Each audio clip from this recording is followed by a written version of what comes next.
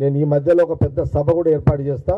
మహాత్మా గాంధీ, జవహర్లాల్ నెహ్రూ నుంచి మొదలుకుంటే రాహుల్ గాంధీ కుటుంబానికి సంబంధించిన మీద బీజేపీ కేంద్ర బీజేపీ అమిత్ షా, మోడీ గారు, బీజేపీ పార్టీ, బీజేపీ గవర్నమెంట్ కుట్రల మీద ఒక సభ కూడా సంగారెడ్డిలో నా పరిధిలో పెద్ద మొత్తంలో ఒక కార్యక్రమం కూడా తీసుకుంటా. నా నియోజకవర్గం దాదాపు 2.5 లక్షల మంది, అటు ఇటు 3 లక్షలు ఉంటారు.